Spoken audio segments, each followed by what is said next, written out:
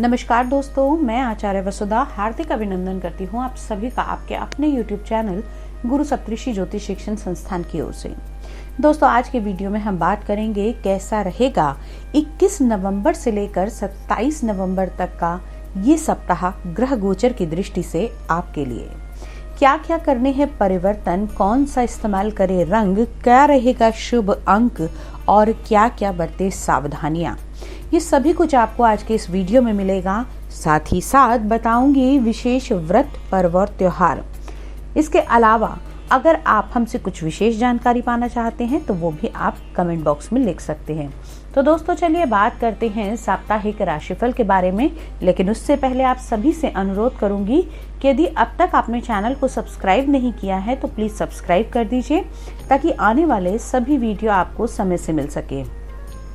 साथ ही साथ bell icon को दबाना ना भूलें, ताकि कोई भी वीडियो का नोटिफिकेशन बाकी ना रह जाए। तो चलिए पढ़ते हैं विषय की ओर। बात करेंगे आज के साप्ताहिक राशिफल के बारे में। सबसे पहले जान लेते हैं ग्रह गोचर की स्थिति और व्रत, पर्व और त्योहार। 21 तारीख से 27 तारीख के बीच में सबसे पहले 21 नवंबर को पड़ेगा सोम प्रदोष का व्रत। 22 नवंबर को जो लोग मासिक शिवरात्रि करते हैं वो इस दिन कर सकते हैं।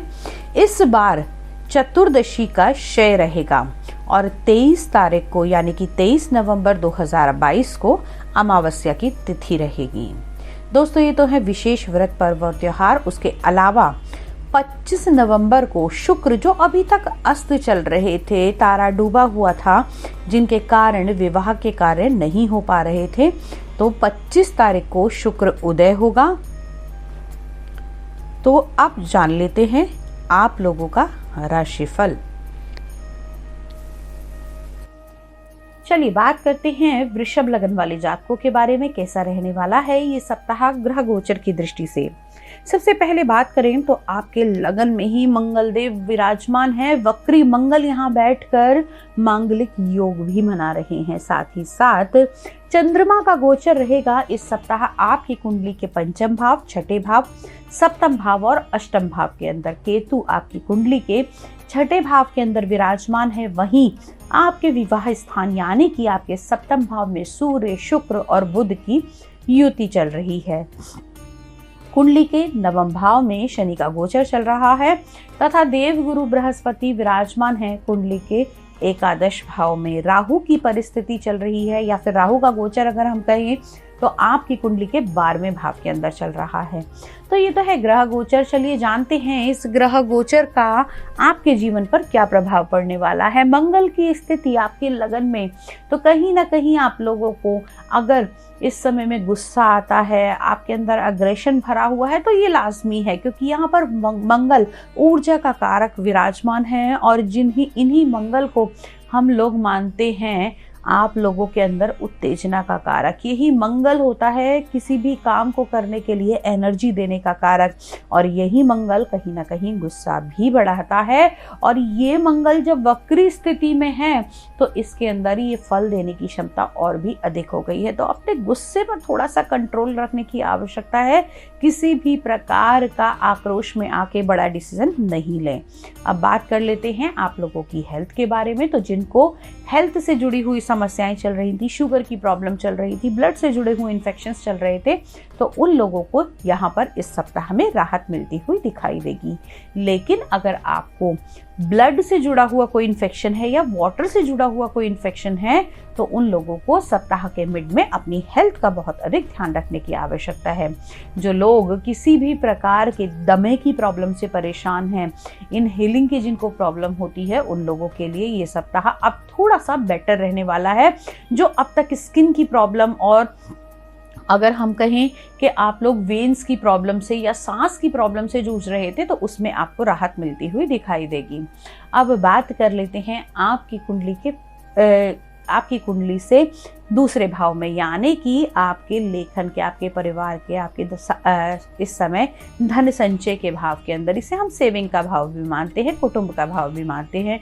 तो इसके स्वामी विराजमान है सप्तम भाव के अंदर, यानी कि आपके जीवन साथी का पूर्ण सहयोग मिलेगा आपको इस समय में कुटुंब में और धन का संचय करने में। तो दोस्तों देर मत कीजिए, अगर साथी रूठा हुआ है तो उसे तुरंत मना लीजिए, कहीं ना कहीं आपका फायदा ही होगा।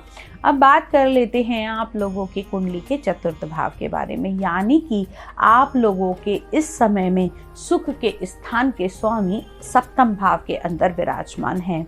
हालांकि इस समय सप्तम भाव में तीन ग्रहों की युति चल रही है, सूर्य, बुध और शुक्र। तो 3 ग्रहों का प्रभाव 3 घरों को लेकर जाएगा, यानी कि 3 घरों के ऊपर पड़ेगा। तो सप्तम भाव के अंदर बैठे सूर्य अपने मित्र के ही घर में बैठे हैं और अच्छे फल देंगे। इस समय में सुखों की अनुभूति होगी। कहाँ? अगर आप कोई मकान खरीदना चाह रहे हैं, कोई प्रॉपर्टी खरीदना चाह रहे हैं, तो वो आपको कैसे मिलेगी? इस समय में मिलेगी आपको पार्टनरशिप के अंदर, क्योंकि सप्तम भाव पार्टनरशिप का भी माना जाता है। या फिर मैं कहूँ कि अगर कोई प्रॉपर्टी या मकान इत्यादि बेचने के लिए बड़े टाइम से सोच रहे थे, तो वो लोग भी आगे बढ़ सकते हैं। माता का पूर्ण सहयोग प्राप्त होगा। अगर पिता को कोई हेल्थ की प्रॉब्लम चल रही थी तो वो भी सॉल्व होती हुई दिखाई देगी।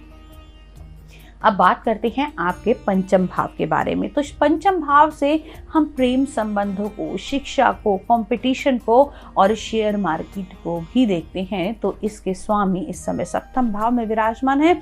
तो दोस्तों संतान का सुख, जो लोग बहुत समय से संतान के बारे में सोच रहे थे तो वो आगे बढ़ सकते हैं। इस समय में आप लोगों को संतान की प्राप्ति भी हो सकती है। साथ ही साथ अगर आप अपनी संतान को लेकर चिंतित हैं, उनके करियर को लेकर चिंतित हैं, तो वो चिंता अब आपकी समाप्त हो सकती है। संतान इस समय में कुछ नया, कुछ अच्छा करने की सोच सकती है और उसमें उसे सफलता भी मिलेगी। यदि आप किसी भी प्रकार के कंपटीशन के एग्जाम्स की तैयारी कर रहे हैं तो ये आपके लिए भी शुभ समय होगा।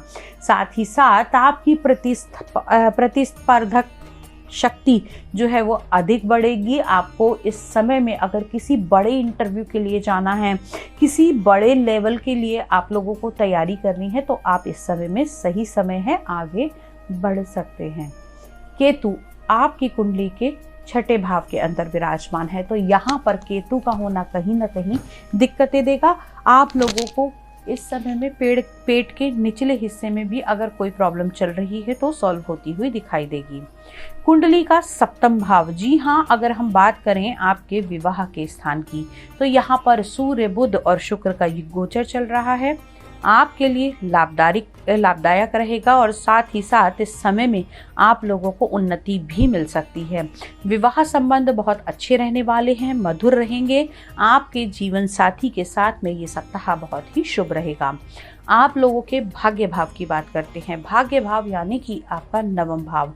नवम भाव की अगर हम बात करें तो इस समय में आप लोगों को आपके भाग्य के बल पर उन्नति तो मिलेगी, लेकिन मेहनत भी करनी पड़ेगी। व्यवसाय की तरफ से अगर देखें तो आप लोगों के व्यवसाय के लिए ये सप्ताह बहुत शुभ रहेगा। रुका हुआ पैसा इस समय में वापस आ सकता है। अब तक जो पैसा आपका लगे जा रहा था, बिना बात के एक्सपेंसेस बढ़ रहे थे, तो यहाँ से अब आप उन एक्सपेंसेस को रिकवर कर सकते हैं। खाने पीने से जुड़े हुए लोग जो काम करते हैं उन लोगों के लिए ये सप्ताह बहुत ही शुभ रहने वाला है। साथ ही साथ मर्चेंटाइल का काम करने वालों के लिए भी ये टाइम पीरियड बहुत लकी साबित होगा। दोस्तों ये है ओवरऑल गणना। साथ ही साथ इसके अलावा आप लोगों के लिए लकी कलर रहने वाला है ब्लू कलर और लकी नंबर आप लोगों के लिए रहेगा नंबर 2। दोस्तों ये तो है साप्ताहिक राशिफल ओवरऑल। यदि आप व्यक्तिगत रूप से अपनी कुंडली का विश्लेषण कराना चाहते हैं, घर या फैक्ट्री का वास्तु कराना चाहते हैं, या फिर हमसे किसी भी प्रकार की सलाह लेना चाहते हैं, तो आप हमसे जुड़कर सलाह ले सकते हैं। नंबर आपको डिस्क्रिप्शन बॉक्स में मिल जाएगा। साथ ही साथ अगर आप लोग ज्योतिष, एस्ट्रोलॉजी, वास्तु हमसे सीखना चाहते हैं तो आप हमसे जुड़ सकते हैं। अगले वीडियो में आपसे फिर से मुलाकात करूंगी। तब तक के लिए जय मां भगवती।